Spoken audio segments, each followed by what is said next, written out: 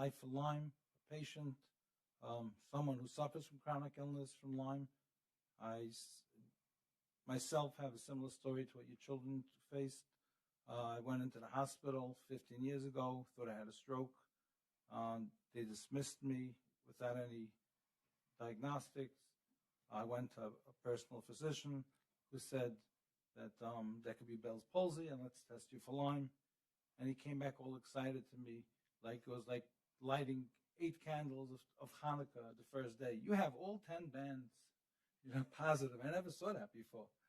And he treated me, and after I was treated, slowly within the year, my whole body started deteriorating and falling apart. And we started doing some research, and I learned about all different co-infections that ticks carry that we're unaware of, that the hospitals was unaware of, that the doctor was unaware of and didn't test me for. And I took tests for these co-infections, Bartonella, all these things, and I had every different type of co-infection. And we couldn't treat one before the other and learn about one before the other. Established, since I have the Orthodox Jewish Chamber of Commerce, a big network of doctors, and we established a call center, and we started referring people who are suffering from different symptoms to be able to diagnose and explain to them, create a panel of different blood work they should take to be able to know that there's different co-infections. We shared it with hospitals.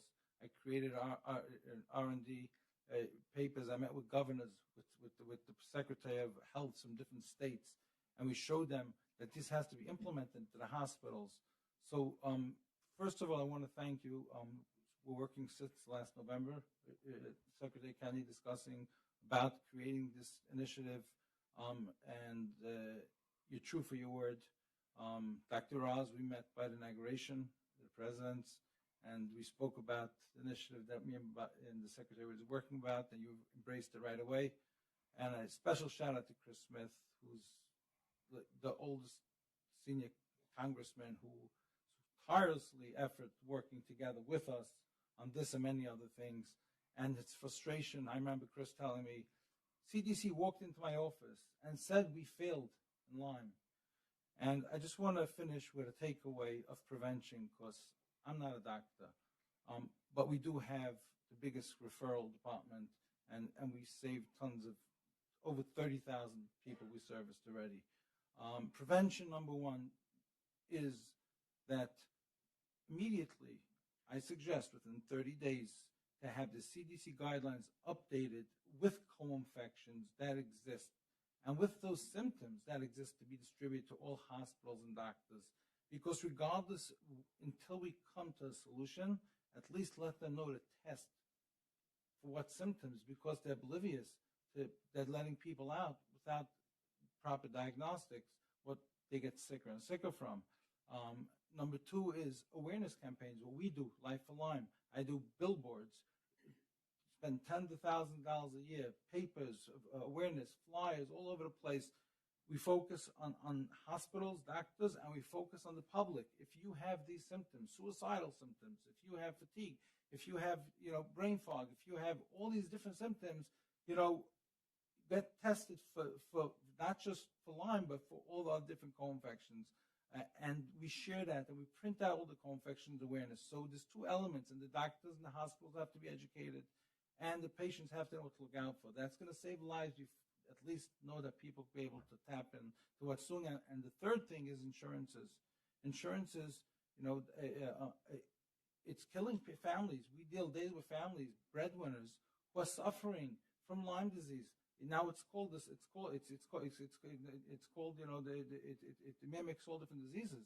So people are running from doctor to doctor, different symptoms, and at the same time, they can't provide for their families, and it's out of pocket because insurance only covers the first initial meeting. So with having said that, insurance should be addressed right away, and it should be even this should be executive order that they have to cover the extended care.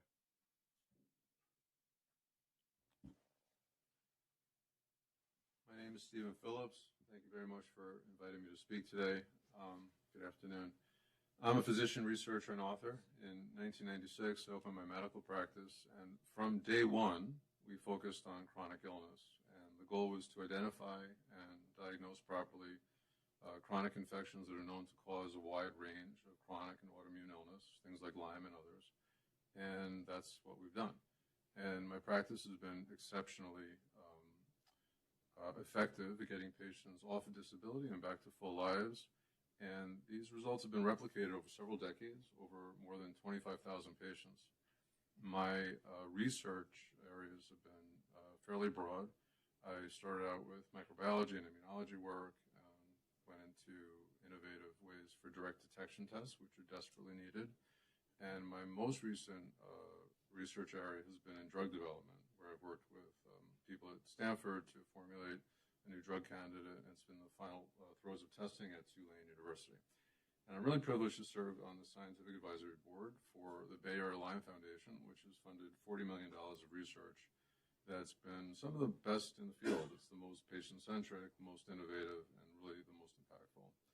I'm also an author, a co-author of Chronic, which is a best-selling book on chronic illness, and it details my story, and it's really a distillation of the decades of research and my medical practice and what I've accumulated knowledge. And I'm a best-selling author on Substack, and it's called Zero Spin. So like others here today, my family and myself have been devastated by these infections. I was motivated to open my practice, not because I got Lyme in med school, but yeah. Oh, sure. I'll take it after my dad with my soft-spoken. I said I was motivated to do what I do because of my father. I ended up getting Lyme in med school, and it was a chronic and relapsing course, but it was not disabling. But what I did learn through my studies, because I took all these electives in Lyme at Yale, and I realized my father was most likely suffering from undiagnosed Lyme for more than 20 years. So he had an insidiously progressive dilated cardiomyopathy. He was given 6 months to live. They were putting him on a heart transplant list. And I went to the cardiologist and I said, can we test him for Lyme? And the guy refused. And I was thrust in this very unfortunate position to try to have to desperately save my father's life. And unfortunately, he responded really beautifully to antibiotics, and his heart function normalized, and he lived another 25 years. And in 2010, I came down with an absolutely devastating illness related to Bartonella, which I sustained from spider bites while sleeping in my bed. And just for the sake of brevity for these introductions, I won't go into the full details of all that, but I would like the opportunity during this roundtable to paint the four corners of the problems, because after 30 years, they're pretty apparent to me now, and to hopefully present some potential paths forward of how we can get this situation taken care of.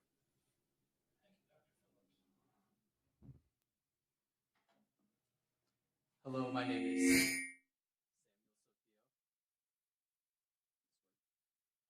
is Samuel Sofio. I'm from Cincinnati, Ohio. I'm a junior at Cedarville University.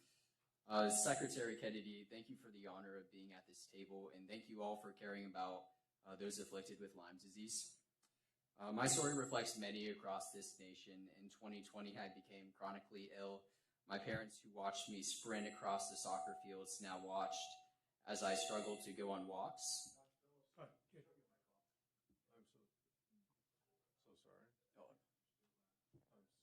All right. My story reflects many across this nation. In 2020, I became chronically ill. My parents, who watched me sprint across soccer fields, now watched as I struggled to go on walks, to take deep breaths, and even just to function without pain and fatigue. My parents drained their hard-earned money with doctor appointments, blood tests, heart monitors, and imaging. The medical system tossed us back and forth, leaving us at the end of the road broken, with misdiagnoses, little in our wallets, and no answers. If it wasn't for my relationship with Christ, I would have lost hope. I've been fighting Lyme disease for more than 5 years. Currently, I'm being treated by Lyme provider Carrie Hodges. I'm very thankful for just the blessing she's been in my life. She works with long COVID doctor Jordan Vaughn. As you all know, patients need better and affordable testing. We need insurance to cover our treatments because we pay out of pocket. Thankfully, organizations like Limelight help patients with this. Lastly, one Lyme sufferer said, "Let me know if you find something that works." Some patients spend years sinking all of their money into treatment, but they don't get better. We are hoping for more research to know what works.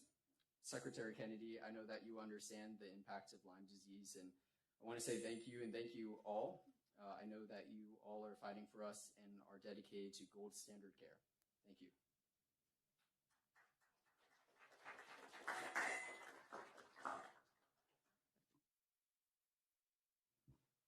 Good afternoon. My name is Olivia Goodrow. I'm 21 years old and I have been battling tick-borne diseases for 14 years now. It took... Yes, I can. Better? Wonderful. I'm 21 years old and I've been battling tick-borne diseases for 14 years now.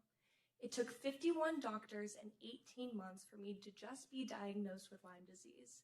Then it took another 3 years and 4 more doctors to be diagnosed with 5 other co-infections. At 12 years old, I started the Live Lyme Foundation to give money to kids to afford their Lyme disease medication, to give funding, and to promote awareness. Starting at 13, I began developing apps, including Tick Tracker, the Long Haul Tracker, and Tickmojis, which I will talk about later.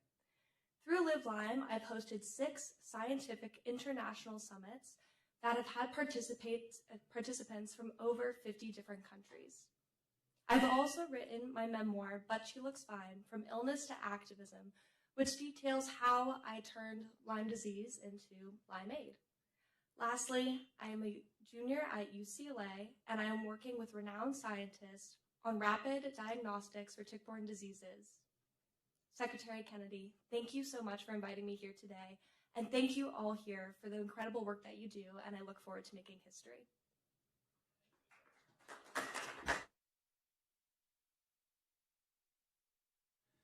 Hi, thank you so much for convening this meeting. My name is Lyndon Hu. I'm an infectious disease physician at Tufts University, so I think I'm probably part of that ivory tower.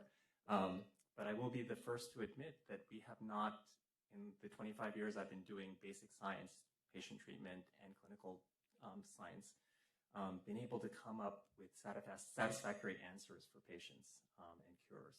And I think we need to do better. I will say, though, that I am probably the most excited I've ever been during my career at the opportunities we have to actually solve this right now. Science, and that's thanks a lot to people in this room at this table and also in the audience here in terms of bringing attention, focus, and funding to this problem. And I think we're at a very unique point in science where we now have the tools to do things. Traditionally, we've done science, in very precise, elegant ways, looking at one potential hypothesis at a time. But now, with the technology that we have, we can do what's called unbiased science and look at all the hypotheses at once and have the patient and the patient data tell us what's the important thing to be looking at. So to that end, I'll just mention 2 things that we're involved in at Tufts. One is an NIH-funded study to enroll 1,000 patients with Lyme disease so that we can put them through all these what are called multi-omic tests and come to some answers with that. But one of the unique things that we're doing with that study is that we are actually using clinicians on the front lines and as our research centers. And so they're the ones who are involved in bringing the patients to us, enrolling them, and being involved in telling us what they're seeing. So we've learned a lot through that trial. And we're only in our first year in terms of how to work with clinicians, busy clinicians who are not prepared to do research, and what kinds of support we need to give them to be able to do the best kinds of research. The other thing I'll just mention quickly is that we're also involved in a drug repurposing study. We've just completed screening 50,000 compounds against Lyme disease, many of which we found active are actually very common, safe medications. I'm not sure where we're going to go with those eventually, but the idea is that we are now taking that. We're on our way to 100,000, and we are going to take that, feed that with our collaborators into a machine learning artificial intelligence model where we can then screen virtual libraries of hundreds of billions of compounds quickly to identify the parts of the ones that we actually screen physically that are the most active, because repurposed drugs are not designed for treatment of Lyme disease. But if we can figure out what makes them active using machine learning, we can develop better drugs for that. So I'll stop there, and thank you so much for convening this. Thank you, Dr. Who. Thank you very much. I'm Morgan Griffith. I represent the 9th District of Virginia, which is southwest, western, and parts of central Virginia. Needless to say, we are a hot spot, like so many others, for tick-borne illnesses, and cases have been increasing. Lyme disease is devastating, and Virginia Tech in my district is doing some research to understand the prevalence and gather more information into Lyme disease and other tick-borne illnesses. I would be remiss, and I think we all agree, that Chris Smith has just done amazing work, and I'm hopeful that we can get his Hagen Tick Act through the Energy and Commerce Committee. As chairman of the Health Subcommittee, I will do everything I can to get it on there early. We got a little slowed down by the shutdown, but hopefully we'll get this done next year. That's important for those who want to use a vaccine. FDA is working on clinical trials on a vaccine for Lyme disease. For what that's worth, we'll see what the studies show. The repurposing of existing medical compounds, any way that I can help on that, that makes perfect sense. Use things that we already have tested on the human body as being safe, and let's go forward with that. I will tell you, and I'll switch gears just a little bit, you mentioned alpha-gal. I will tell you that too, it's not, in most cases, it's not nearly as devastating. But good doctors out there in the field, people paying attention to what's going on. I have long had allergies. So I have my, at that time, infant, relatively young son in with me seeing the allergist. And my allergist, Dr. Saju Eben out of Roanoke, Virginia, said to me, have you been having any problems lately? I said, well, I've been following my diet strictly. I'm not eating the things I'm not supposed to eat, but I keep getting an upset stomach and I can't figure out why. This would be about 2010, maybe 2011. He says, let me do a test. Sure enough, I have alpha-gal syndrome. Now, I have a very mild case. It causes some stomach upset. But as we had discussions over the years, he told me that there was a case that he was aware of, I'm not sure it was his, where a lady kept breaking out in hives, going into anaphylaxis. And it turned out to be dryer sheets with beef tallow. So some people have severe reactions. Mine, it's annoying, but it's not severe. I kept telling my other son, who's a teenager, that he needed to be careful going out in the woods. You mentioned that, Mr. Secretary. He's big on hunting and fishing and bow hunting, you name it, he does it. I said, don't wear your shorts, wear long pants, protect yourself. And so I'm kind of excited that you mentioned we've got to get word out there on prevention as well for all of these tick-borne diseases. Fortunately, he has not contracted any of the diseases as of this date, but he wouldn't listen to Dad. But when his best friend came down with alpha-gal, all of a sudden, I haven't said anything, but I noticed he's wearing the long pants now, Mr. Secretary. What Dad's experience didn't help him, but his best friend did. But these are things that we can work on as we go forward. And last but not least, since we've got a little bit of a platform here, I'm going to mention Revivicor.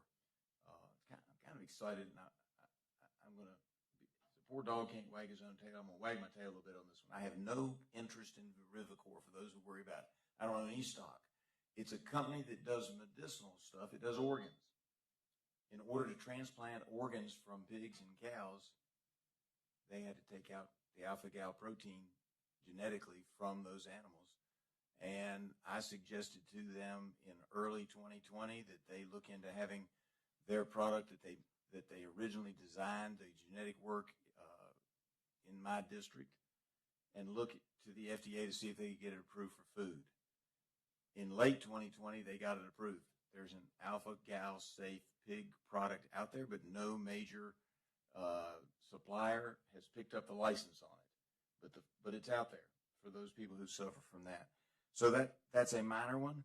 But then I asked Davis Michaels, who does incredible work for me in my office, to come up with a list of all the different ones. And we know about everybody knows about the big three: Lyme, alpha-gal, Rocky Mountain spotted fever. But my goodness, there's close to a dozen, if not more, diseases, and I'm learning so much listening to all the co-infections and so forth that are going on here.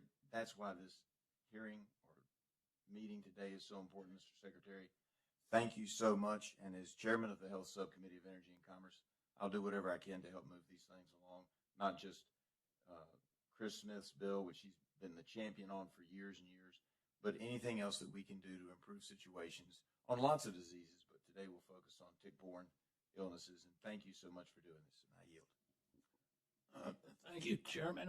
I asked Dr. Oz to come here to talk about some of the funding options for people, for Americans who may get sick. First off, let me make it clear to all of you, if you didn't already realize it, that this Sentinel event, this roundtable on Lyme, would never have happened if it wasn't for Secretary Kennedy sitting calmly next to me, not being so calm all the time, taking a, he looks mild-mannered here, but you get him going on things like Lyme, and it gets him agitated for a very good reason. The massive ship that is HHS, even with a great captain, cannot change direction unless he's barking about it all the time. And I learned early on that when you mix medicine with politics, you know what you get? Politics. There's no more medicine left. I learned this on the show when I began talking about chronic Lyme, and I've had many of the folks around this table, either on the show or I interviewed them around it. Dr. Phillips and others have come and joined in with blue chip pedigree, with great efforts to try to explain what's happening. They get no respect from academic centers frequently, but in generally from the medical community. And the question, why is that? And there's a quote as you walked into this building from Hubert Humphrey, and he says, the moral obligation of government to take care of those living in the shadows. And folks who suffer from chronic Lyme are indeed living in the shadows. Many of you have witnessed it. I certainly have. But when I began to recognize that the boards and the other groups that drive this process, and insurance companies, of course, are incentivized by these boards taking a strict stance with a limited amount of time for treatment and thus forcing people into diagnosis that might not truly represent them, you begin to realize you need powerful allies to make change happen. The Cohens were friends of mine, and Alex actually was born at my hospital not that many years ago, a few years ago. But she and Steve have been very supportive of this, but it takes people like that who appreciate this. But I'll tell you, going to those events, you realize there's a volcano of activity ready to erupt amongst people who are frustrated, angry that this has not been addressed. As Congressman Smith said, when you're talking to the wall, nothing happens. After a while, you realize that it's not an accident. There's an active desire not to hear the story get loud. And so we began looking into this a little bit at the instruction of Secretary Kennedy and noticed a few things. First off, in the chronic disease categories, especially with Lyme, there's a general short-circuiting of the system. So it becomes a condition that resembles other conditions. It makes it hard to put it into a bucket. So if you don't want to put it in a bucket, it makes it that much easier to avoid managing it. There are about 90,000 cases of Lyme disease reported by the CDC. Now, you heard a much larger number from Secretary Kennedy, didn't you? Others will probably reflect that. But we only know about 90,000 because only 90,000 fit into one of those buckets. That's data from 2023, by the way.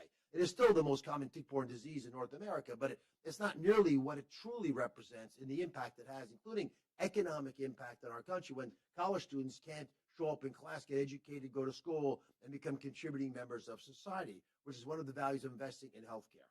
Of those people infected by chronic Lyme, in addition to memory loss problems, joint pain, debilitating amounts of discomfort, often, you end up with destructions of families. People don't even know what to think about their relatives. My family's from the eastern part of Pennsylvania. Is a lot of Lyme disease. I can't even keep track of the number of relatives who have Lyme disease, much less my friends. And these people are not crazy.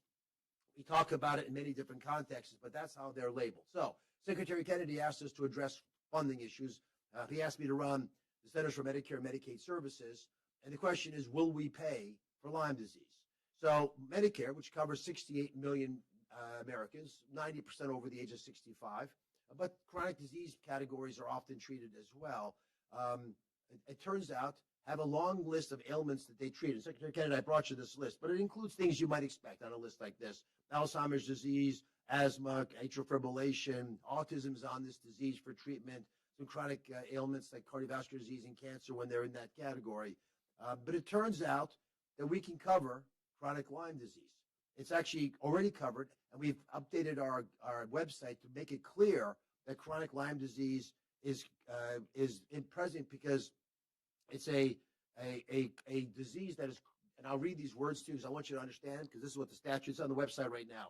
Clearly identifiable infectious triggers. That includes Lyme disease. Now, when you get bitten by a tick, many things happen besides Borrelia. Other things can get infected. Viruses sometimes are hard to identify, but clearly identifiable infectious triggers and difficult to identify infectious triggers both belong in this management structure. So we've updated the chronic care management category for Medicare, which are people whose chronic conditions, and they have to have at least two, will expected to be lasting at least 12 months or until death. We don't want the latter. We want the former, so we're going to pay for it. Secretary Kennedy, there's my homework assignment. And we announced this today because, again, it wouldn't have happened without a person who's curious and courageous. And Secretary Kennedy said this in the very beginning. We should listen to patients. He listens.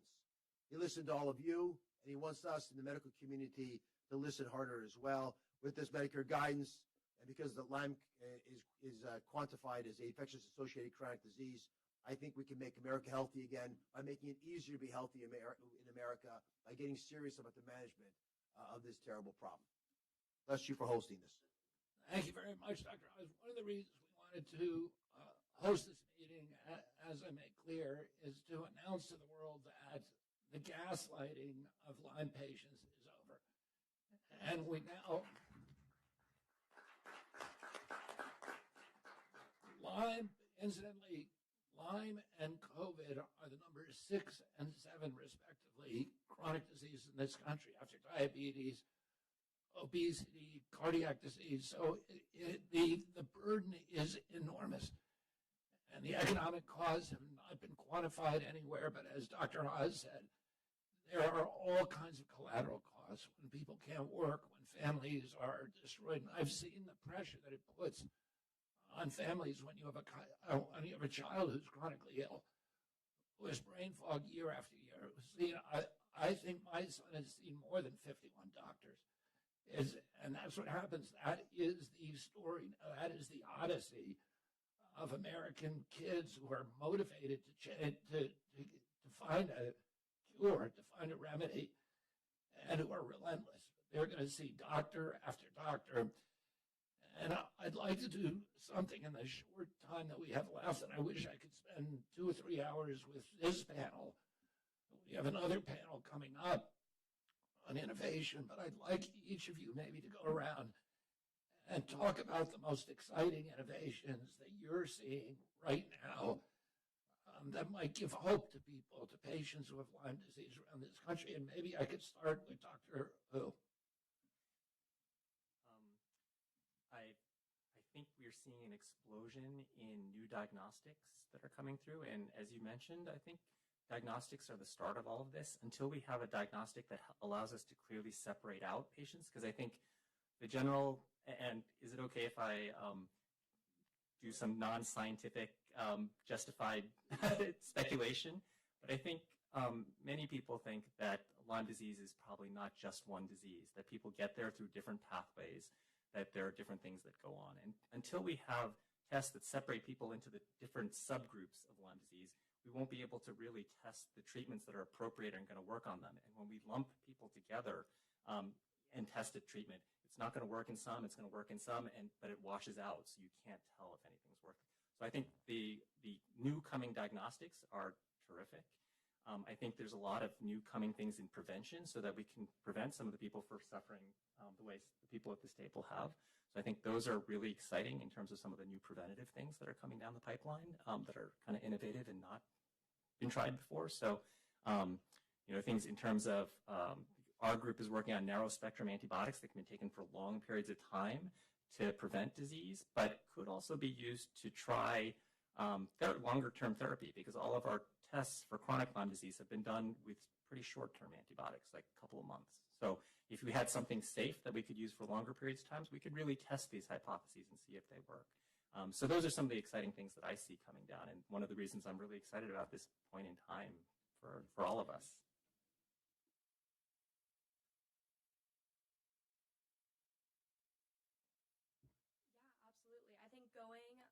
on topic with the diagnostics. There are incredible diagnostic tools that are being developed. And one that I'm actually working on is through UCLA, and it is a rapid XVFA Lyme disease test. That is a multiplex vertical flow assay. And to put this into layman's terms, today, they do not have time. They are very time sensitive. And this can be completed within 20 minutes. In our hopes, you could buy it at a Walgreens store.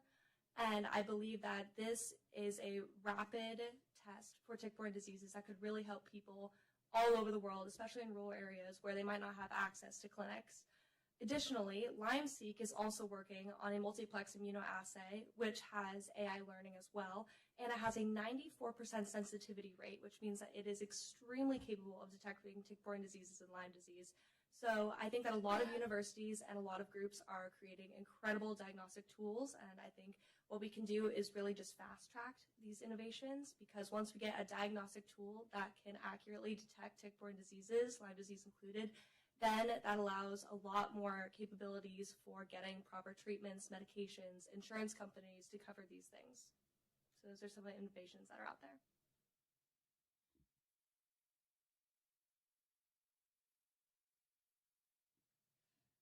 I think, at least from a patient standpoint, there's a lot of uncertainty. You're waiting there day after day after day. You know, for me, 1,400 days. You know, with a lot of uncertainty. What's wrong with me? And I think just having an accurate diagnostic tool would benefit us a lot. And of course, you know, like I said before, patients spend all their money in many years into treatments only to find at the end of the road that it didn't work and you're out of money now. So I think something that's a guideline or a focus that helps patients know, okay, this treatment is the best possible treatment for you based off of this best possible diagnostic tool.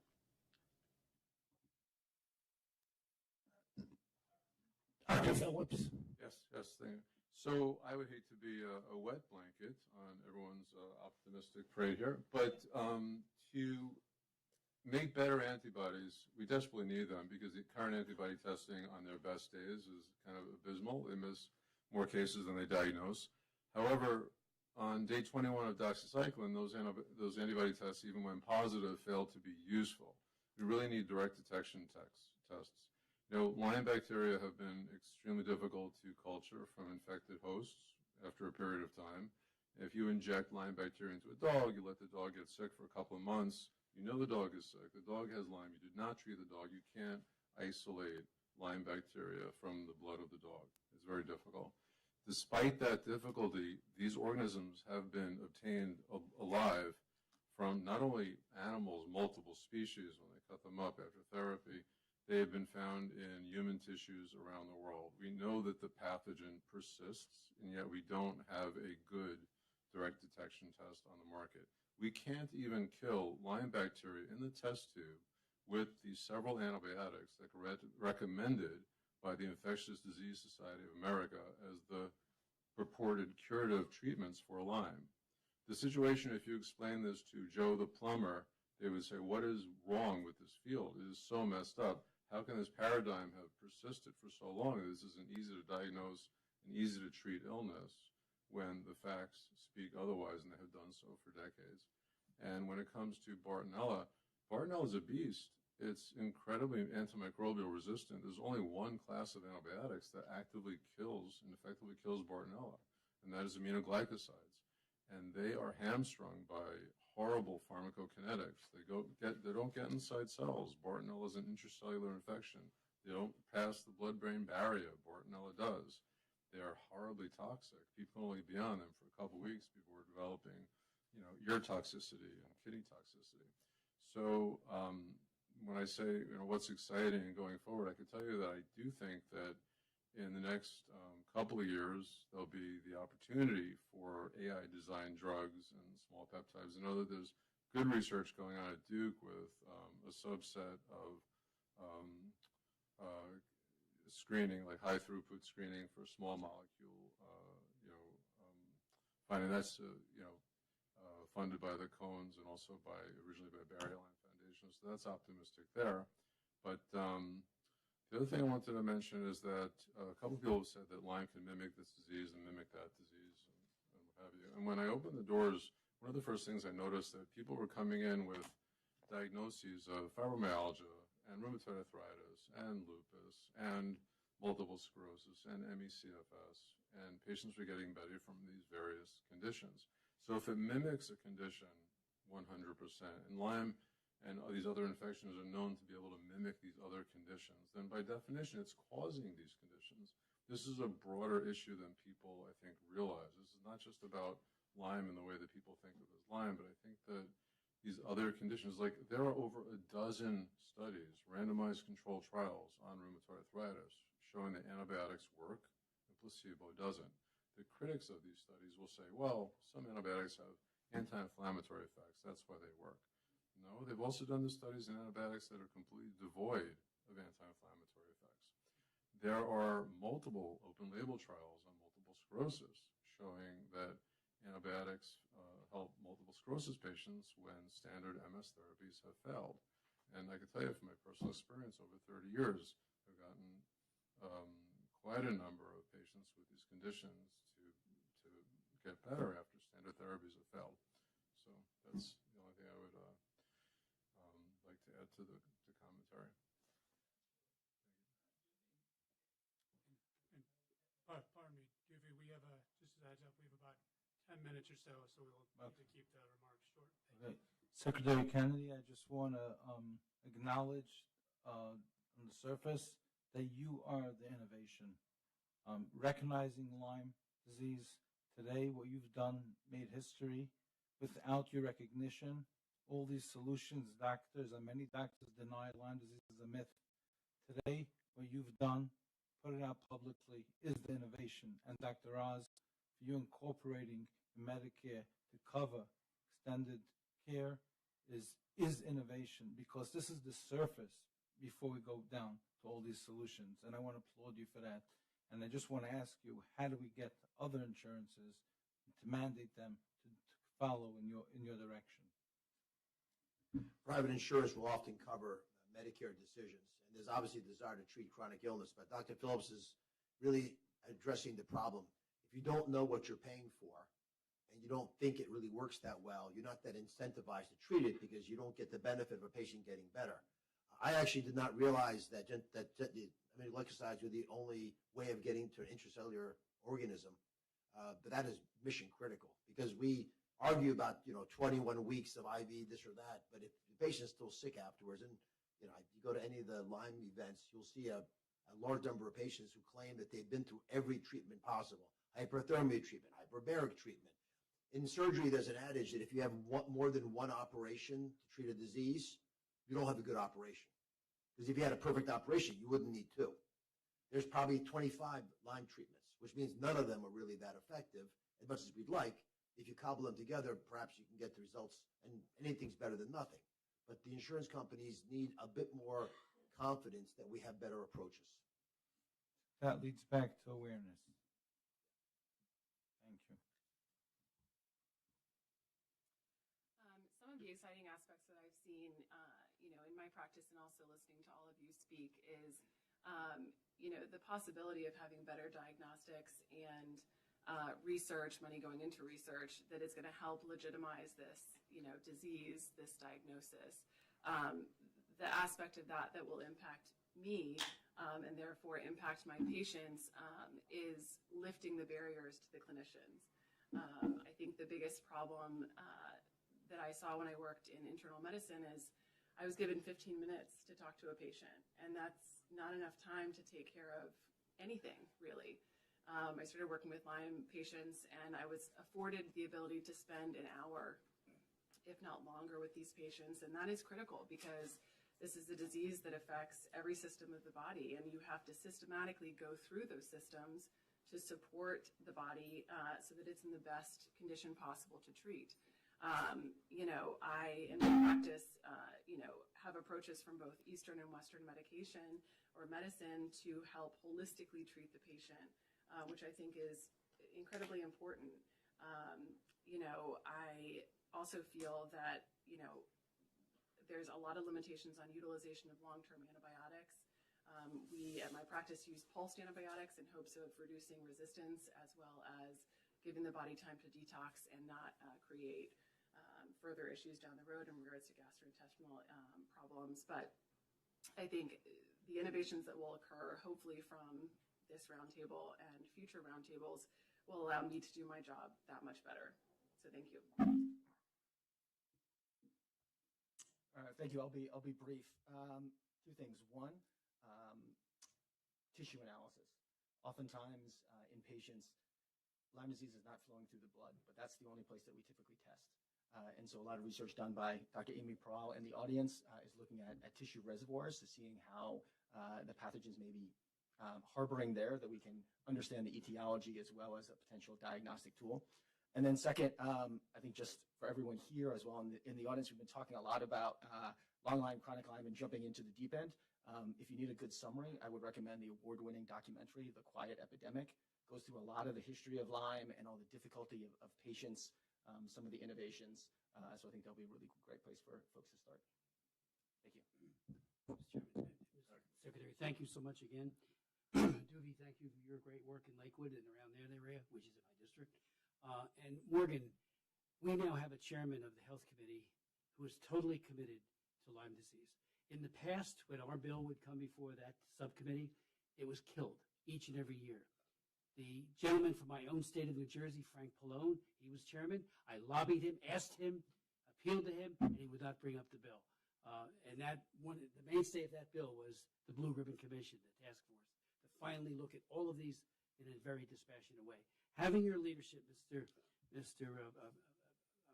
Kennedy, is just, and you too as well, is extraordinary. We always had like a civil, okay, thank you, go on, have a nice day, from the top people at NIH, CDC. I mentioned that 82 meeting, the 92 meeting, I should say, was unbelievable. They were the best of the best, top people.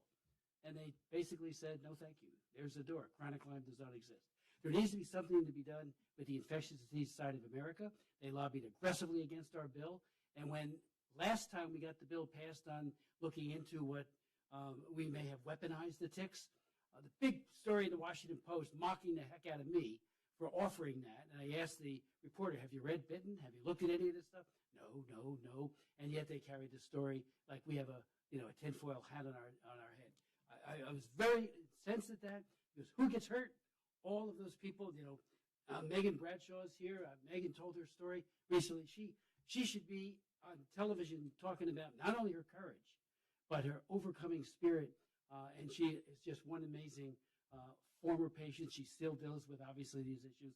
And Olivia, when she talked about her tick tracker, what an amazing thing that is. I've had hearings on my on Foreign Affairs Committee.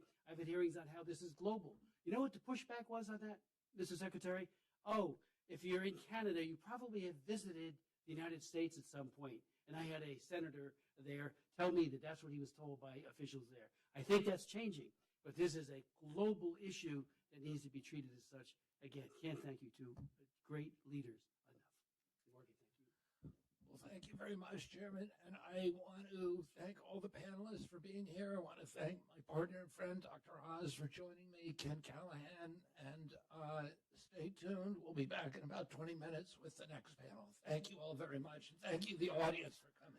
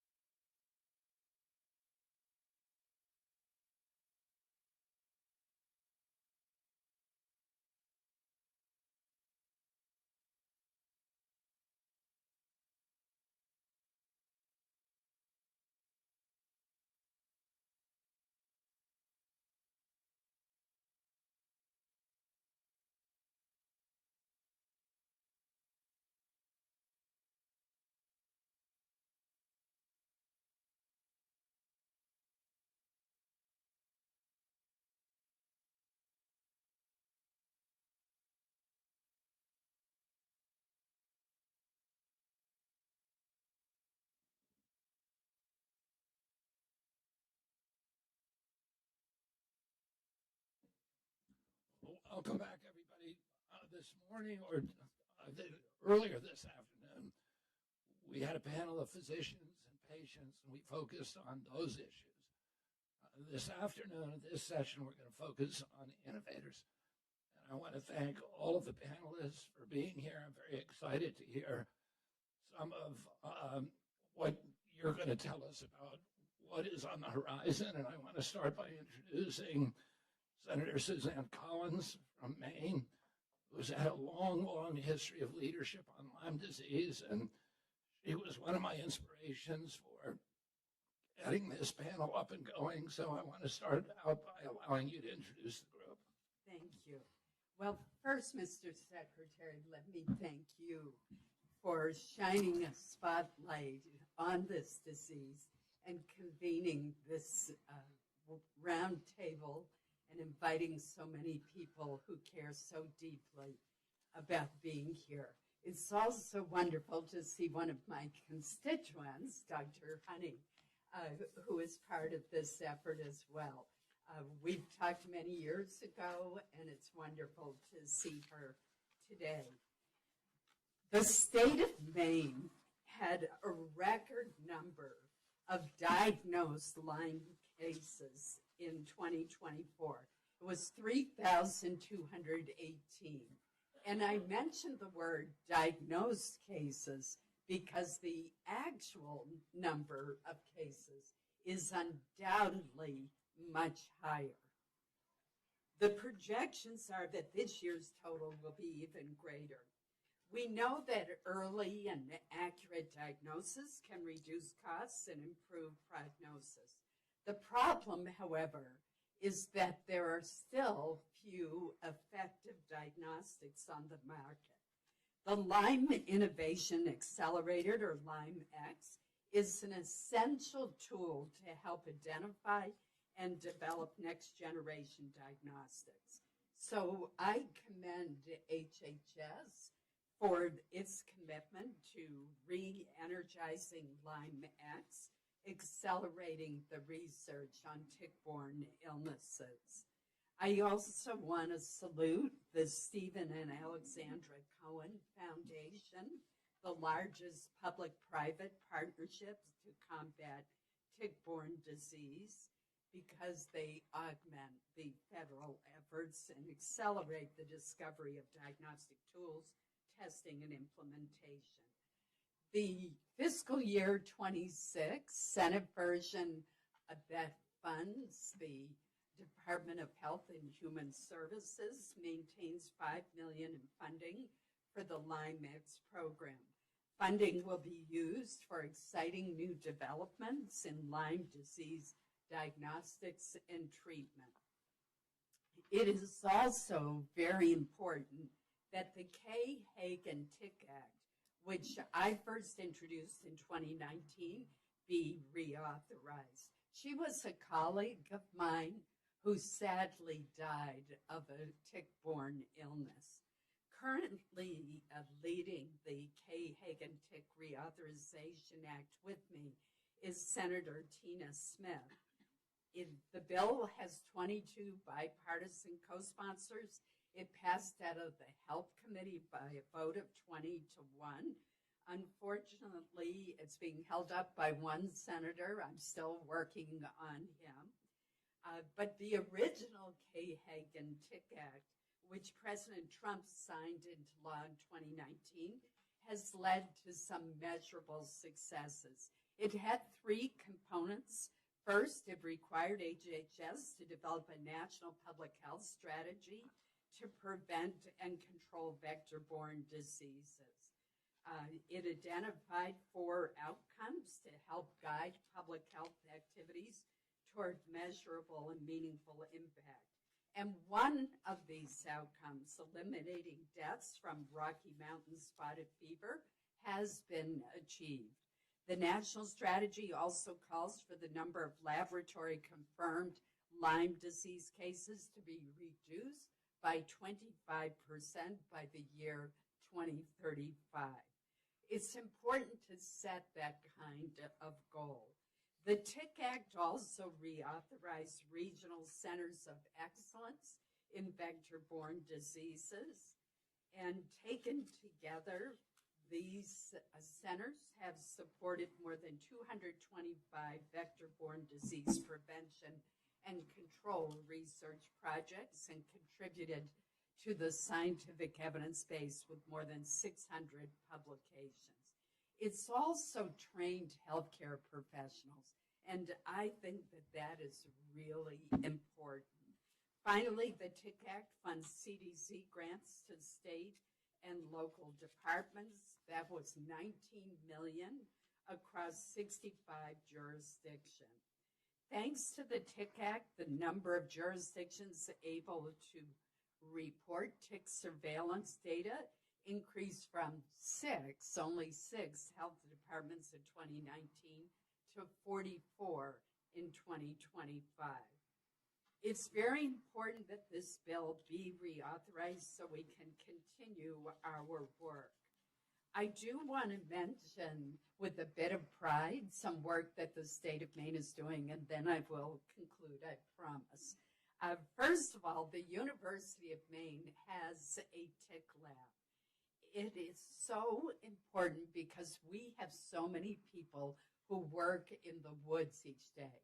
Think of our loggers, think of our game wardens, for example. And the University of Maine has developed this little tick case that they can send a tick to the lab where it can be analyzed for pathogens. I think that's really important. They also do a lot of education, teach people how to check themselves for ticks, although I will admit that my husband and I still have not figured out how to easily identify ticks on our black lab, who is very fond of bringing them into our house and transmitting them to us.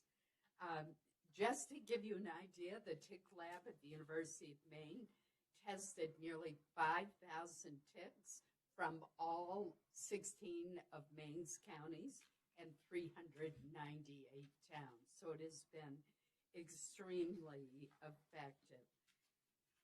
In addition, one of the most important tools that I hope we'll continue to research to combat Lyme disease is a vaccine.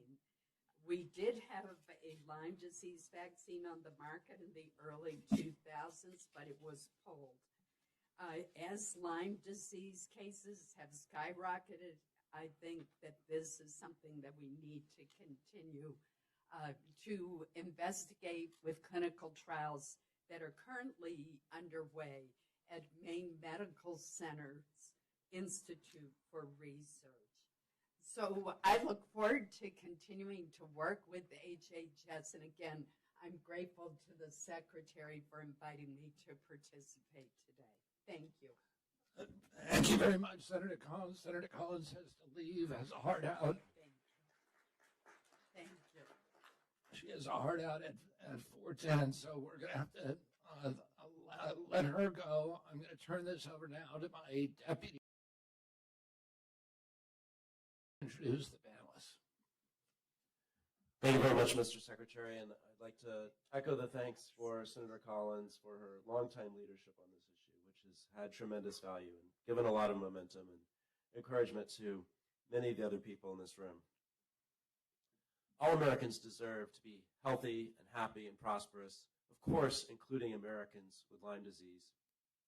People with Lyme disease also deserve respect and acknowledgement that they are truly suffering from real disease, and we are all working to make that happen as well. As the Secretary said in the first panel, many of us were in Martha's Vineyard in September, including Jay and me and the Secretary for Tribal Advisory Council, and we heard from the Wampanoag tribe in Martha's Vineyard about the explosion of Lone Star ticks in Martha's Vineyard. So tick-borne illness are very much on our mind this autumn and in our hearts.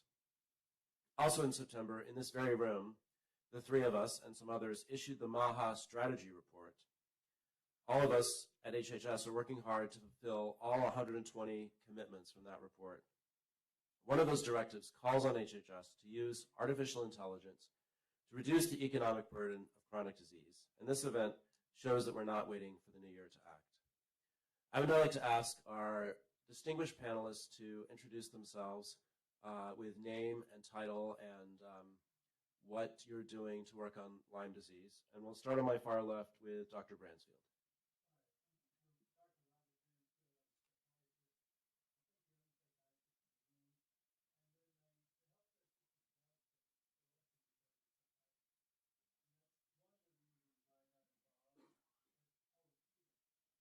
All right, I'll start over again. Okay, all right. I'm Dr. Robert Bransfield. I'm a psychiatrist in New Jersey. And when a healthcare system fails someone, they often are referred to psychiatrists. And that's one of the reasons why I'm here. I've been treating thousands of Lyme patients over a span since 1973 when I saw my first Lyme patient. And in treating thousands of patients, I've learned from my patients, and a good part of my research has been based on that. Some of the articles that I've done have focused on some of the areas that have been overlooked. There's right now 650 peer-reviewed journal articles on the psychiatric manifestations of Lyme disease, and also some with cognitive impairments with dementia. That's on the table there if you want to read it. So there is a strong amount of evidence, goes back to 1952. Now, in working with these patients, I found there were some neglected areas. One area is trauma related to being lost in the healthcare system, post-traumatic stress. Another thing I worked on is substance abuse. People with chronic Lyme who are inadequately treated, 12-fold increased risk of substance abuse. I've also worked with autism, done 8 articles on Lyme-related autism. It's not just Lyme, but there's 20 infections that I see associated with autism. It's a infection, genetic susceptibility interaction that's immune-mediated. Then I've also worked with people with suicide. That was an overlooked area, and that comes up a lot. People don't die from Lyme disease from arthritis. They die from suicide or drug overdoses. I've also worked with patients who are violent. That's been a big issue. And homicides, dealt with homicides, tried to prevent them as best I could. Wasn't always able to do that. And then a big thing in looking at Lyme disease is that it's a clinical assessment is more critical. Right now, these are complex interactive infections. There isn't a simple lab test. And in psychiatry, we don't make a diagnosis of depression or anxiety with a lab test. We make it with a thorough clinical exam. Sir William Oster said, if you listen long enough, the patient will give you the diagnosis. And that's what we have to do. And we really can get that. So I've developed a clinical diagnostic system that anybody can use. And I've also developed some educational videos that are on the internet that anybody can listen to learn about that. It's good to educate other mental health care workers in this area.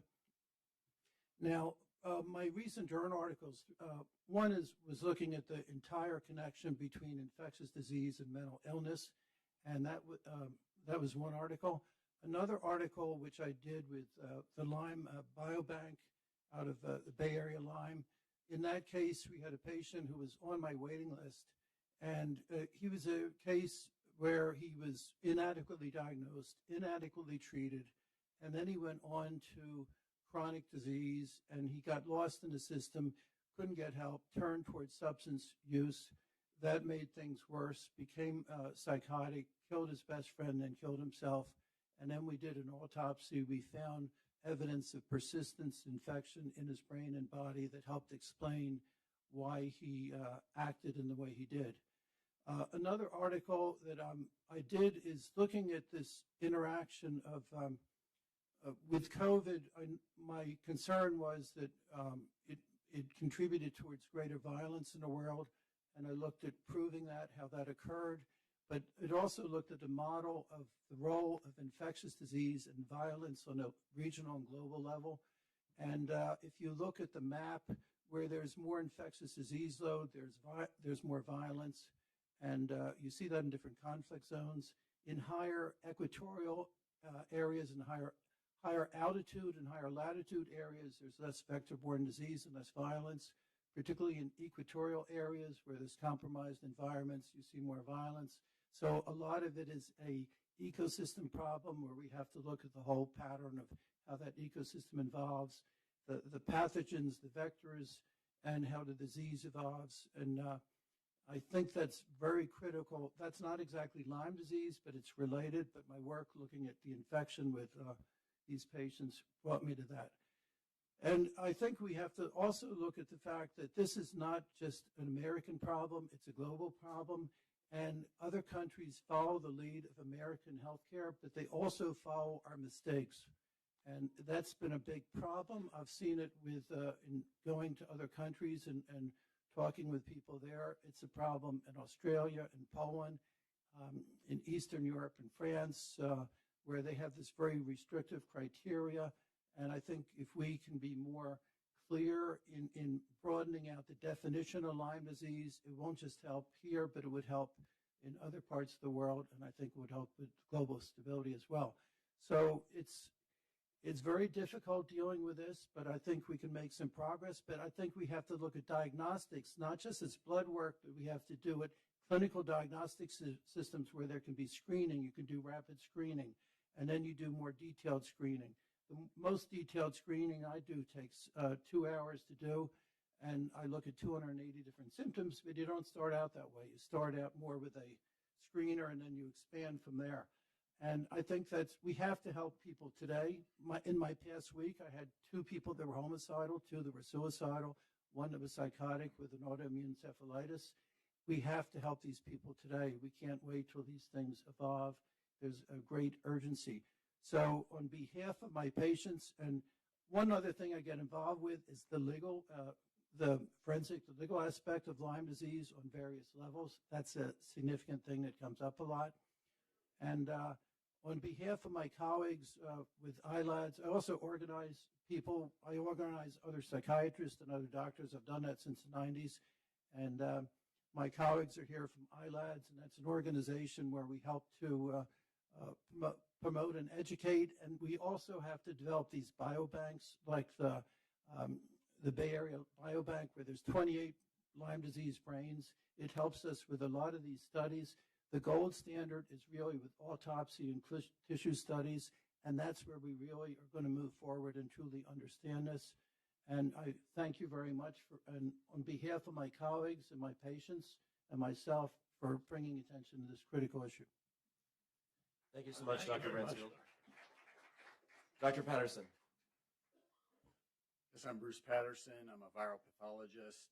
I've been doing pathology for over 30 years, so I've had my share of diagnostics and what we call pathogenesis, which is exactly how do bugs create disease. And, you know, I wrote an op-ed, Lyme, the pandemic that COVID uncovered 4 years ago as we were using machine learning and AI to develop a diagnostic for long COVID. And along the way, we found some aberrant patterns in the immune system that were intriguing, that had very signature markers of Lyme disease, interleukin 8, interleukin 4, TNF-alpha. These are all inflammatory proteins that we've been talking about and have been published.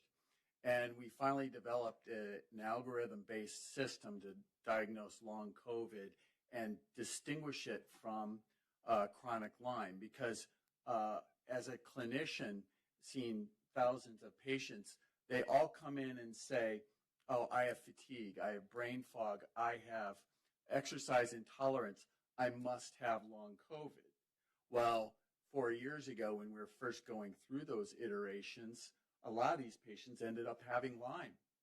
And so they probably weren't even adequately treated at the time.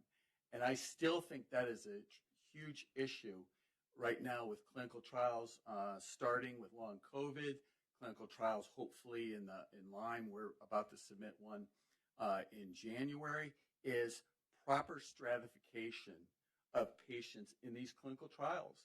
It's a very simple ask, but it's very difficult to come by.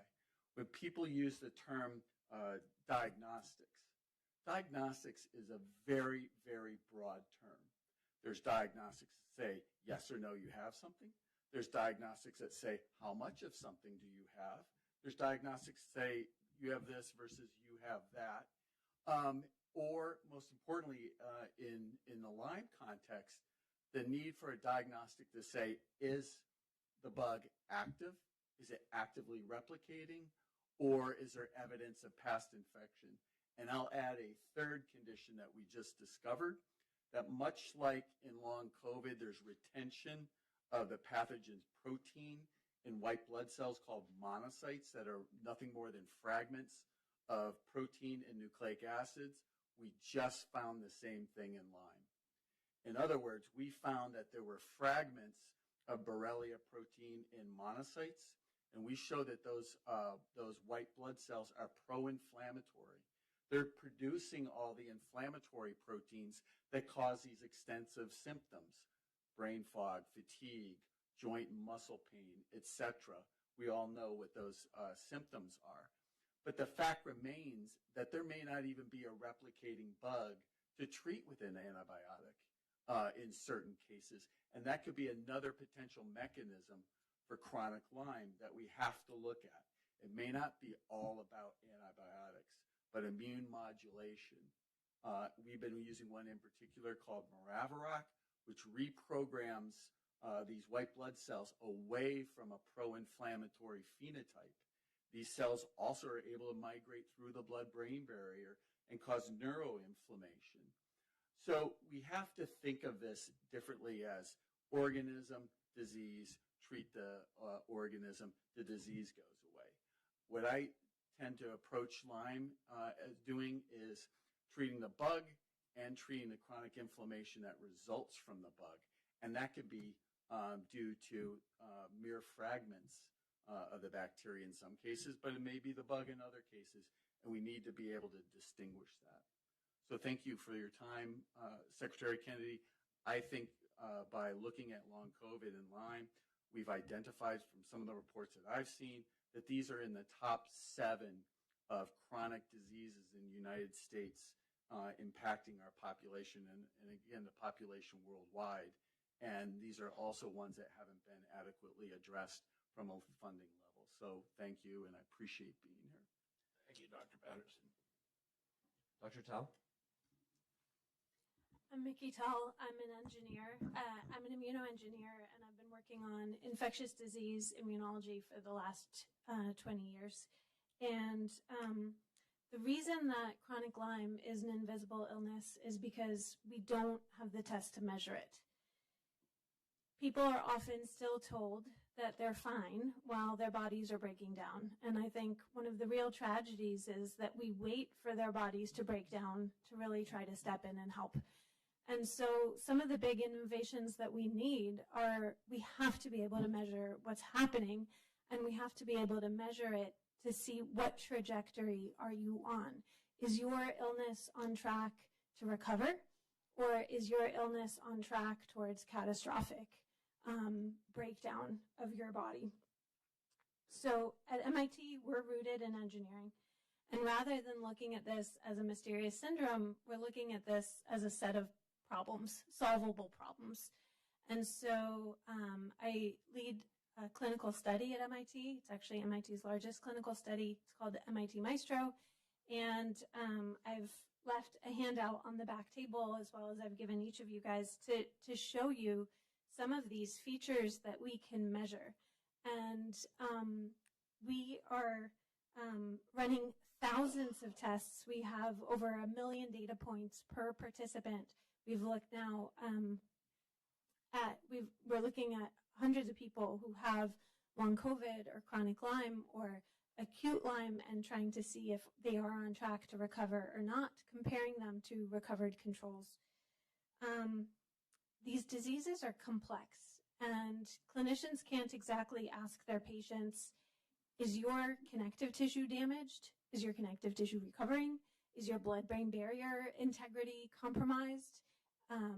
What about, are you getting enough blood flow to your brain? But these are things that we can measure and we need to be measuring so that we can really understand the different impact. I've brought you just for an example. This is a capillary scope. You can look at the blood flowing through your smallest microvasculature, your capillaries, and you can wear all sorts of different, there's all sorts of different wearables available to look at blood flow. There are different wearables and different trackers that you can look at. Eye tracking, you can look at voltage, brain voltage, you can through EEG. And so we have all these different measures that we can very finely measure and put hard numbers on different features of neurological dysfunction. So we don't need to say, oh, brain fog, that's a subjective symptom. We don't have a way to measure that. Well, we do have ways to measure neurological dysfunction, and we need to be doing that. And so we're in Maestro, our concept is measure absolutely everything. But the reason we're doing that is so that we can identify the tests that are the most impactful, the tests that we need to move forward with.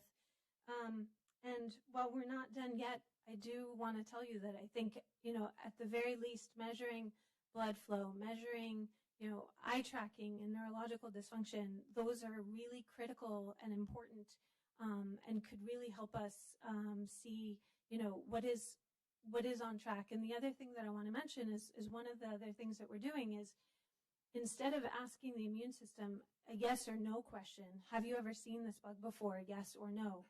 We're really trying to look at the features of the immune response so that we can ask it an open-ended question. If you saw this bug, how did you respond? Was it in a way that was protective and you're clearing this infection, you're never going to think about this again? Or was it in a way that was catastrophic, bring the house down? And those are really important to identify, because then maybe we could help people before all of the ongoing damage and suffering. And so with that, I really want to thank you for your invitation today and for this open discussion. Thank you, Doctor. Thank you, Doctor. So we've already learned a lot of useful information about Lyme from our first three scientists. Fortunately, this meeting is being live cast and other people are learning from it. Our next four scientists are all people who work here at Health and Human Services.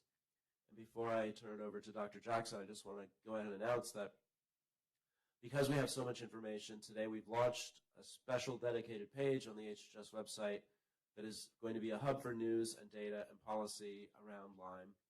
So the website is hhs.gov/Lyme. It launched today, and I hope it will be a resource for everyone. And now I will ask Dr. Jackson for an introduction. There we go. Hi, everyone. I'm Dr. Alicia Jackson. I am the director of ARPA-H, which is an agency within HHS designed for just these types of problems that seem nearly impossible to solve. And we can bring the best innovators around the world who have new approaches. They have new paths that we can go down, and also we can bring together the groups, the data sets, all the AI tools that we need, and build those for the community. And so I'm thrilled to be here to make Lyme disease something that seems impossible, but actually possible to solve, and probable that we can do it, not just in 2035, but within the next 5 to 10 years. And I do believe that is possible if we bring the right people and resources and committees together. Already, we've started to build an effort around these invisible diseases.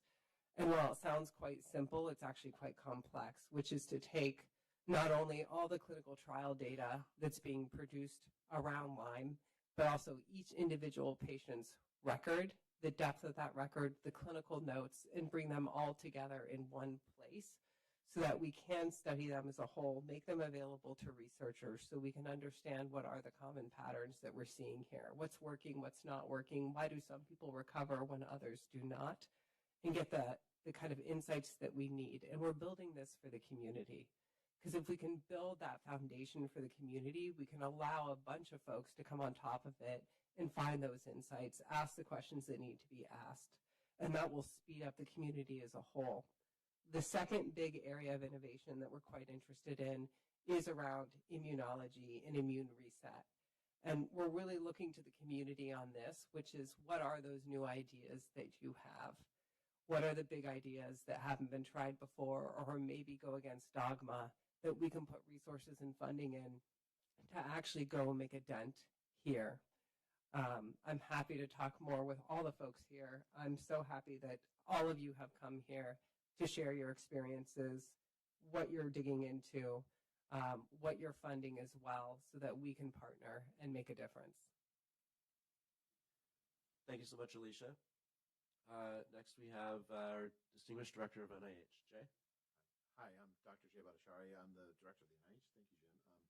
I want to start by echoing something that Dr. Patterson said, which I think is incredibly important.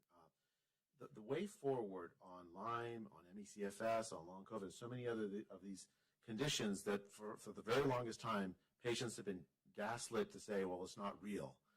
Well, first, it is real. But also, when you think about addressing it, you can't just think about the pathological agent that initiated the condition. You have to think about the patient as well.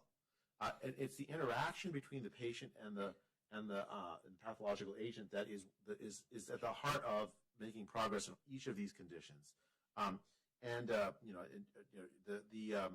The philosophy of the NIH has been and will be to think about those paradigms. We're not just going to be thinking about Borrelia, although that's a very important thing to think about when you think about Lyme disease, but about the patient's reaction to why is it that you have this long-term immune reaction? Why is it so sometimes difficult to find evidence of Borrelia in the chronic conditions, but sometimes you can find it? These are mysteries that are solvable, and the investments that we're making at HHS, including at the NIH, are going to be the heart of solving it. Let me just give you some items from this. Actually, you heard earlier in the earlier panel about this TOUGH study funded by the NIH, this prospective study of symptoms, events, and clinical outcomes for patients with Lyme disease. It's a very large study comparatively for looking at how Lyme is a prospective study for how the symptoms evolve over time, how biomarkers evolve over time, and how clinical outcomes respond to treatments. There are several teams looking at the potential role of peptidoglycans and other bacterial proteins and the antibodies they generate for a possible role in persistent Lyme. We're supporting an ongoing clinical study using neuroimaging and blood markers after treatment to assess mechanisms of neurological symptoms associated with Lyme. We support several studies seeking to identify serological markers, antibodies, that predict patient outcomes after treatment. And we are about to launch at the NIH Clinical Center with partnership with the Children's National Hospital in Washington, D.C., a new clinical study that will improve our understanding for pediatric Lyme disease, which is an increasingly important problem. In fact, this is one of the commitments that we made in the Lyme disease framework to do, and we're going to launch that in early 2026.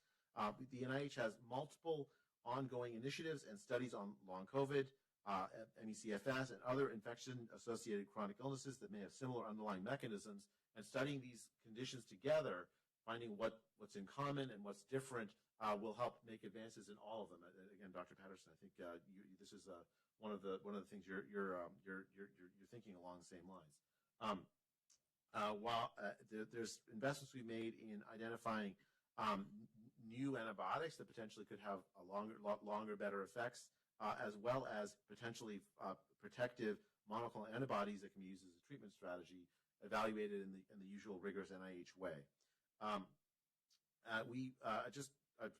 gone on long enough, so let me just say the NIH is committed to contributing to the overall Lyme strategy that the HHS and Secretary Kennedy has launched. And as I said, we've already committed to, we'll be launching this new pediatric Lyme initiative, as well as convening the new national NIH Lyme workshop to update federal research priorities on Lyme. I entirely agree with Dr. Jackson.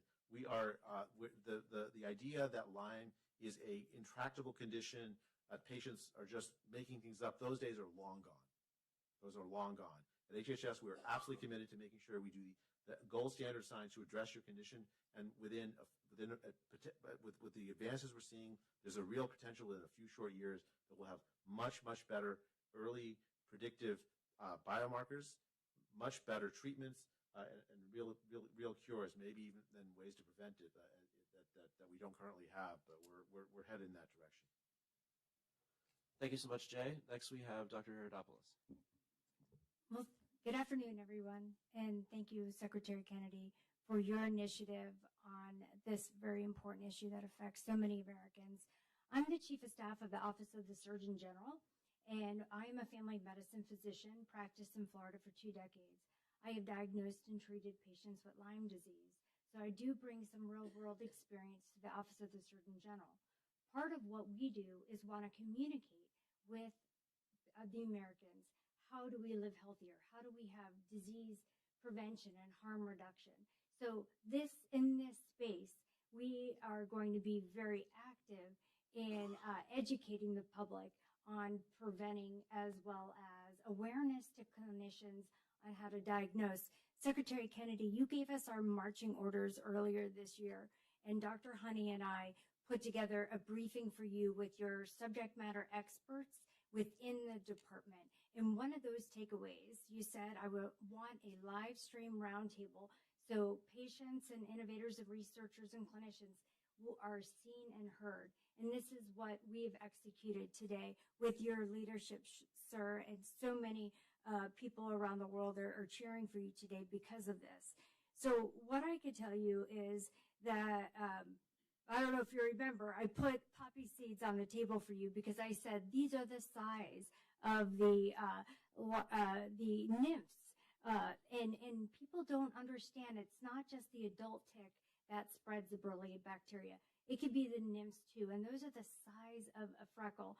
So as we talk about primary prevention, we want, obviously, Secretary Kennedy wears jeans when he goes hiking for a reason, so he doesn't get Lyme disease and for others.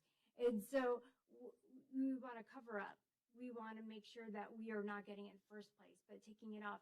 Research recently showed that the Borrelia bacteria, actually, it doesn't have to be 48 hours. It can happen within hours that the bacteria is spread. And it's a very smart bacteria that quickly gets out of the blood and into the tissue. Unfortunately, that's why we have such a hard time with the biomarkers. And it develops a biofilm and hides. And so that's why even antibiotics are so hard to penetrate into the biofilm and get to it. So clinicians need to understand that just because a patient doesn't live in the Northeast doesn't mean you're not thinking of it as a differential diagnosis. Making sure that if you are not totally able to understand why they're experiencing it, maybe you need a test or maybe you need to treat. Just educating yourself. Let's take down those barriers. This is a paradigm shift for patients with Lyme disease, but also for clinicians to be aware to test. No longer will you be gaslight. I want you to know your opinion, your experience matters, and you are valued. So the wisdom we get from you, the patient-centered approach is warranted, ensuring that the voices and experiences that are affected by Lyme disease directly shape program development. And we listen at events like this, and you get real-world insights from patients and clinicians, and then you communicate how your stakeholder input could shape a program and then launch initiatives that, like ARPA-H is very much working on possibly novel antibiotics, as well as preventing maybe tick population expansion, and also some anti-inflammatories that very much help with the immune dysregulation with the cytokine pathway that is expanding the disease state. So we've learned so much, but there is so much more to be done with Secretary Kennedy's leadership and all the internal stakeholders that are here with your influence. So yes, we have the Lyme disease site on the HHS website, but also there's going to be a fact sheet that's released today with some wins. I think it's a really big deal that the chronic care management guidelines with the G codes help the physicians to see that with the MLN that they can actually get reimbursed to see patients with chronic illnesses, and that Lyme disease is listed on that active as of just 2 weeks ago. That is a big deal for the Lyme community. You are being seen, you are being heard, and we are doing things at HHS for you. And this is the beginning of the journey. This is not the end. So we are going to continue this communication, and I promise there are going to be more wins throughout this administration because of the wonderful leaders that we have here. So I'm going to let Dr. Honey, who has been my counterpart on putting this together, proceed. Thank you, Stephanie. Dr. Honey. Thank you so much. And it's been a great team effort. Kristen Honey, and I'm the Chief Data Officer at HHS and also the LymeX lead with our public-private partnership. But folks here probably know me as a Lyme patient because I was recruited by a tick in 1999 and went through many misdiagnoses for over a decade until I completely collapsed. And if I had followed the guidelines, I would be dead today. Fortunately, the patient community shared their wisdom, and I am here on the shoulder of giants like Lorraine Johnson, who founded LymeDisease.org and the My Lyme Data Registry with over 20,000 crowdsourced records from patients who are trying to find answers, and the late Pat Smith, and people who shared what got them well. So after trying many things over 3 years, I finally biohacked my way out.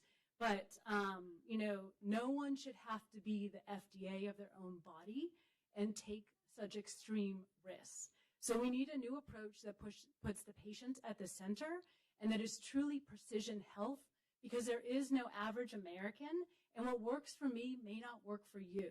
And with these complex conditions, we really have to look at the individual and the host response. And I think of myself now as really a data-driven problem solver who loves the science, loves the nerdiness, but give me a wicked problem. Let's unleash all the data we can with radical transparency, and then have the courage to follow the data wherever it leads us. Thank you so much, Kristen. Dr. Gould is the person on the panel that I think I've known the longest. I think we met at a scientific conference around 13 or 14 years ago. It's always lovely to see you. Please proceed. Thank you very much, Deputy Secretary O'Neill and Secretary Kennedy, for hosting such an amazing, am I audible? For convening such a great gathering. I think it's a critical moment in the history of our health and wellness care in this country that this convening is happening. My name is Dr. Anita Goel. By training, I'm a physicist and physician from Harvard and MIT. I'm the chairman of the Nanobio Research Institute and Nanobio Diagnostics, which is a company in Cambridge, Massachusetts. I've been on a lifelong journey to bring fundamental physics and biomedicine together. My institute has been working with agencies like DARPA, NASA, DOD, and recently with FDA and HHS and Dr. Honey on really bringing together physics, bio, nano, and even AI tools to unleash quantum leap innovations in healthcare. And specifically, I feel like I'm hearing my echo.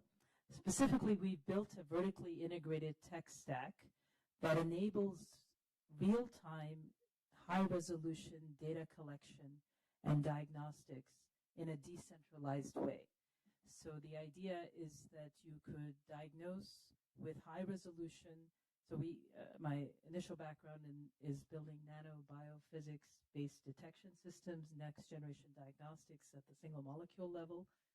But we really harnessed all of that into a tech stack, most recently demonstrated with the FDA in a contract project we did with them, where we quantified the viral load. We have one of the most sensitive FDA-approved ways to detect low viral loads of COVID in saliva.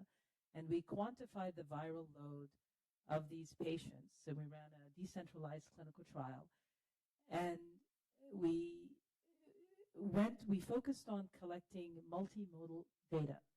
And Secretary Kennedy, you mentioned it's important to listen to the patient. So I see our technology stack as a way of technologically listening to one patient at a time by recording all kinds of data, their past medical history, their electronic health records, their biomarkers, and quantifying them with very high resolution in real time, so temporally resolving this. Most of our clinical trials are done in a low resolution way where we do cross-sectional studies. But if we can measure in high resolution in real time at an individual level, we get a lot more data because each individual story, and this is that personalized precision medicine, there's a lot of environmental factors that are influencing the biology of that organism on many layers. And so what we're trying to understand is not only the background information, but that interplay of the information of that biological organism with different layers of information in the environment. And that, when you mathematically try to put all that data together and extract patterns with tools like AI, you start to get novel insights. And the point is we can learn from patients in real time as opposed to taking 5 to 10 years for certain kinds of clinical trials before therapies become available. So I'm advocating this kind of new technological infrastructure that makes it possible to collect high-resolution data in real time and then collect it on individuals, but then aggregate it over a population of individuals to start to build patterns. It's the way Facebook learns from its users.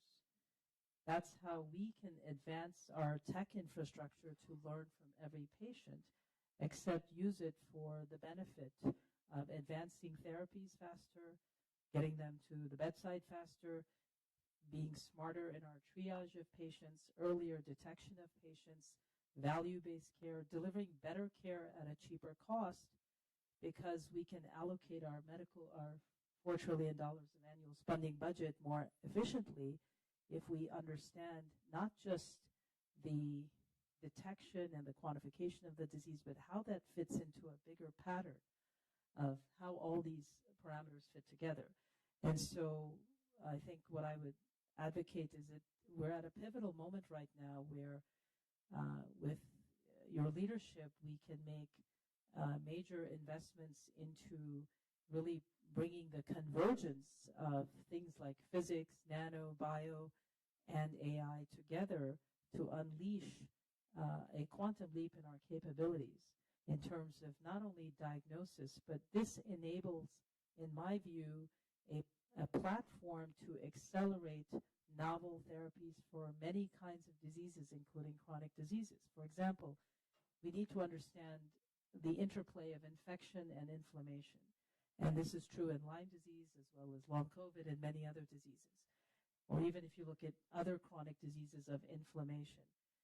And if you can time resolve, let's just take Lyme and long COVID, if you can start to time resolve the infectious phase and the inflammatory phase of each patient, and some of the things we saw in our clinical trial data is that no patients are the same. Some patients have high viral load and their inflammation and their symptoms end when the viral load ends. Other patients, their symptoms end, but they continue silently carrying a persistent viral load. And a third group of patients have no viral load, but they keep having symptoms and some sort of inflammatory framework. And just really trying to understand that and tease that out. And we can learn from cohorts of patients in real time with this kind of tech infrastructure, and then use that to then more intelligently tailor therapies. And then the therapies themselves have to be holistic. You can take the best of medications, but you can also try, if somebody is trying acupuncture or Ayurvedic medicine on the side, that should be part of the data input that then informs the trajectory of that patient. And with these kinds of tools, you can start to see all of that in real time. And then thanks to AI, you can really start to make sense of that. So I'll stop right here. Thank you so much, Anita. I can say all of these opening statements have answered most of the questions I was planning to pose, which is excellent, because they're also consuming a fair amount of time we allocated, and I bet we'll get all the rest of the answers from our final panelists. So please go ahead. That's a very tough act to follow. Hi, my name is Dr. Ben Nemzer at Stephen Alexander Cohen Foundation. As the largest nonprofit funder in the space, we fund research into Lyme diagnostics, therapeutics, biorepositories, prevention, etiology, epidemiology. This includes, of course, is the $10 million LymeX Diagnostic Prize competition. Currently, there are 7 scientific teams developing new diagnostic tools with the ultimate goal of FDA approval in the next 2 years.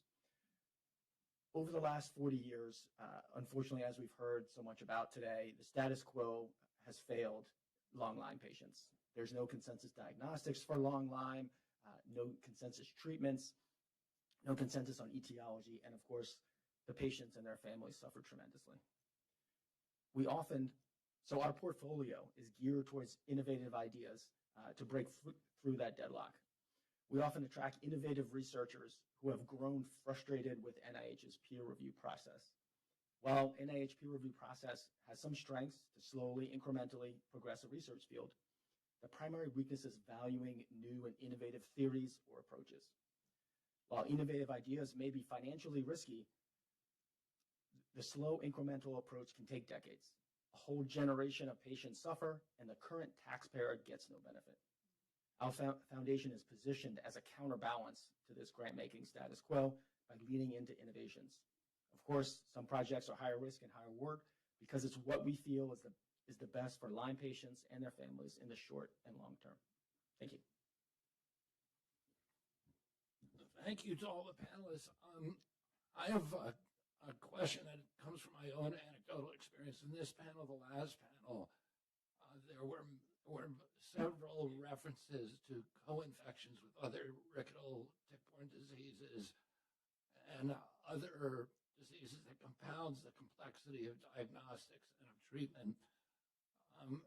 As I said, in my own anecdotal experience, I've met a number of Lyme patients or long COVID patients who also have mold sensitivities that appear to amplify the impacts. Are any of you running into that problem? That's a really interesting observation, because I think one of the things that's confounded our analysis and now has come out with a large number of patients is mold and mycotoxin. We're working right now on an immune signature. Obviously, we have a test that can do 14 different biomarkers at one time, or 89 billion combinations. And we're enrolling patients to figure out, and we think we have some early data to show that there is indeed a mold mycotoxin signature that separates it from long COVID, Lyme, and ME/CFS. But I think that is another invisible, hidden source of chronic inflammation and chronic disease that needs to be looked at. I think it's far more prevalent than we could ever imagine. I'll just add one point to that. I think that there's a complex constellation of infection and host immunity and inflammation, and which includes the microbiome. And so different people have different starting immune systems, and then with the infectious insult, their immune system reacts in different ways, and each person's journey is a little bit different. And so to understand that, I think the idea of individualized precision detection and tracking helps us then dial in the parameters for that one patient. And the way you would do it for one patient may differ a little bit than how you do it for the other patient. And that's why, instead of the one-size-shoe-fits-all, having the ability to real-time track, in my opinion, helps you tease out why. Because, for example, one patient might be co-infected because of a baseline immunocompromised situation, whereas another patient may have a post-infectious inflammatory reaction that might then modulate their immune system in such a way that they become more prone to certain infections. And so you really have to kind of understand that interplay as well as the environmental exposures to really answer your question, in my opinion. And thank you, Doctor. The last question I would ask is, particularly from those who are academics, the two of you who work at MIT and Dr. Patterson, are there things that we should be doing at HHS that can support your work?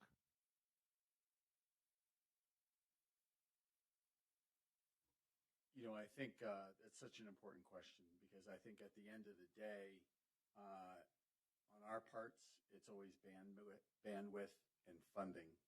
I would love to collaborate with ARPA-H, expand these databases that we use as a source for machine learning and AI, but even the smallest things such as having the proper scientists and bioinformatics people to pull together all that data and deposit it, even that takes resources. So I think, at the end of the day, especially in Lyme and long COVID, which are two excellent examples, I think funding is critical.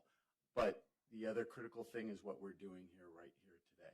I would never have known what other people are doing in this space. We live in a little bit of a vacuum. Sharing these ideas, I think, as I've shared with you, Secretary Kennedy, in the HIV days, we didn't do this. In fact, the immunologists and the virologists rarely spoke to one another. But what we're doing today, we kind of get a feel for what everybody's doing. And a lot of us have similar ideas, maybe approached in a different way. That's what will get to real solutions and real outcomes. So I think this is what we should be doing. I want to chime in there that, I'm surrounded by colleagues who are trying to build tools that could really change this. Some novel alternative methods, these NAMs to humans on chip, as well as different ways of looking at the human in their own body, and developing new computational methods to really do systems medicine. And there's so much happening with AI developing the way it is. I think one of the things that we really need is there's still data that doesn't yet exist in the way that we need it to exist in order to analyze it. And the funding mechanisms that exist today aren't in a way that really allow us to develop these tools that we need and to collect the data the way that we need to have it. And so I think having funding structures that allow for these really critical developments that can leap us forward would be incredible. And I would just add to my colleagues here, I think this is an era of convergence. In the last century, a lot of our biggest innovations were in silos. So I think a great convergence across agencies, across disciplines, physics, nano, AI, bio coming together. I think the ability, you mentioned this idea of centers of excellence.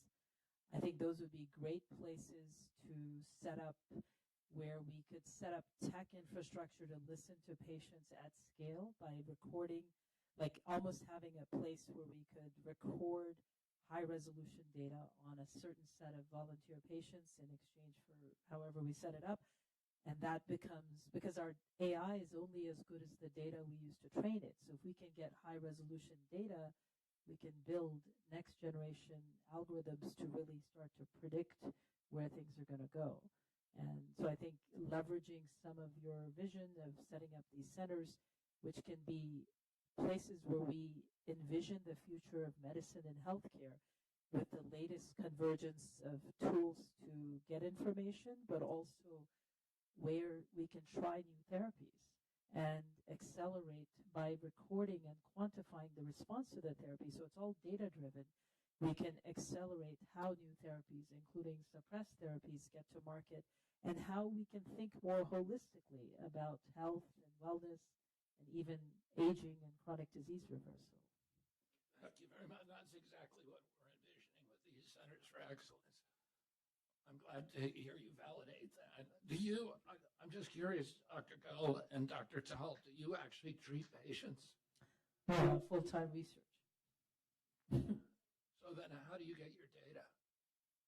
So we run clinical trials in partnership with the FDA where I partnered with several academic centers that recruited the patients, and then we collected all the data, built all the tech. I'm trained as a physician, but we work with a lot of others to actually recruit their patients.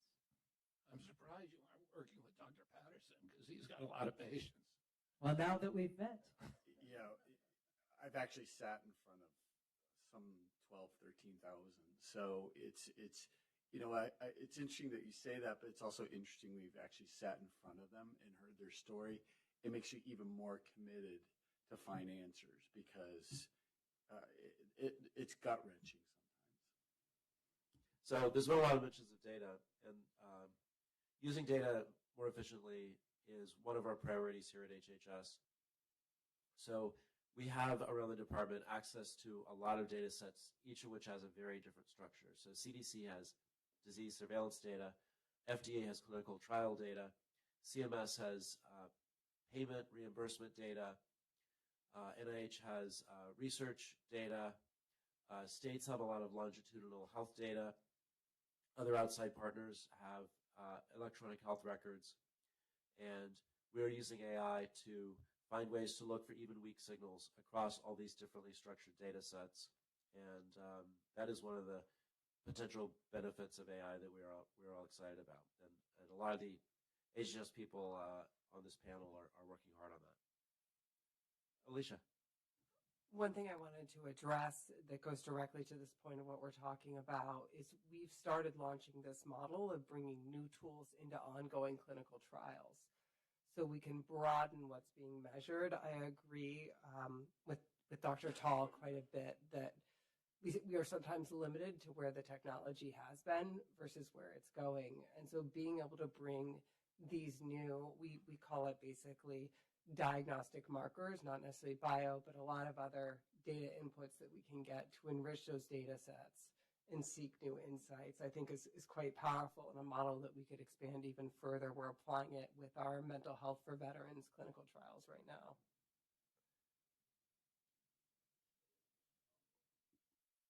Okay, wonderful. We're out of time. This has been a really wonderful discussion. As I said, it's been live streamed, and we're going to we've created this portal for more information.